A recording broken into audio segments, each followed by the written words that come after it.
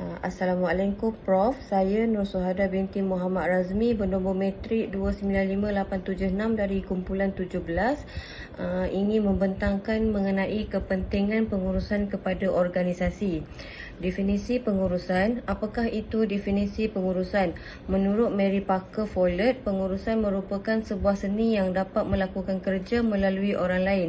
Menurut Donnelly pula, beliau mendefinisikan pengurusan ini sebagai proses yang dijalankan oleh beberapa individu dalam mengkoordinasikan aktiviti-aktiviti orang lain demi mencapai objektif yang mungkin tidak boleh dicapai jika hanya dilakukan oleh seorang individu sahaja. Seterusnya, menurut Duff pula, pengurusan ini dilihat sebagai pencapaian misi, visi dan objektif organisasi dengan gaya yang berkesan dan cekap melalui perancangan, pengorganisasian, kepimpinan dan juga kawalan sumber organisasi. Definisi ini adalah tepat menggambarkan mengenai fungsi pengurusan yang akan kami bentangkan dengan lebih mendalam sebentar lagi. Pengurus. Apakah kepentingan pengurusan terhadap organisasi? Terdapat 3 kepentingan pengurusan terhadap organisasi, iaitu yang pertamanya adalah pengurusan sebagai unsur kritikal dalam perkembangan ekonomi negara dengan mencantumkan 4 faktor pengeluaran, buruh, bahan, modal dan mesin. Pengurusan memberikan tahap ekonomi yang stabil dan bagus kepada sesebuah negara.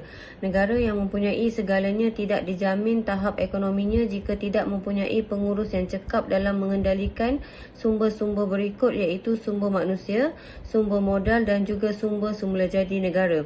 Kepentingan yang keduanya pula ialah pengurusan adalah penting untuk semua usaha terancang.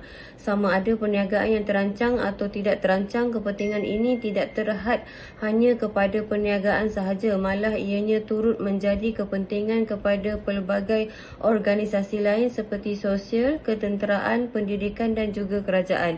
Kepentingan pengurusan yang terakhir pula adalah pengurusan sebagai unsur dinamik dalam memberikan kehidupan pada setiap organisasi. Pengurusan merupakan satu cara bagi organisasi dalam membantu mengatasi perbezaan, penyesuaian organisasi dengan persekitarannya dan juga dalam kepimpinan organisasi. Dalam ekonomi sesebuah negara yang kompetitif seperti Malaysia, prestasi dan pengurus. Siapakah pengurus?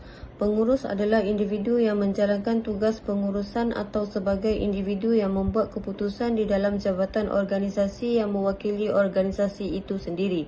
Dengan maksud yang lebih mudah difahami, pengurus kecil yang membuat keputusan terhadap kerja di dalam jabatannya bagi memudahkan pengurus besar untuk membuat keputusan bagi keseluruhan organisasi tersebut.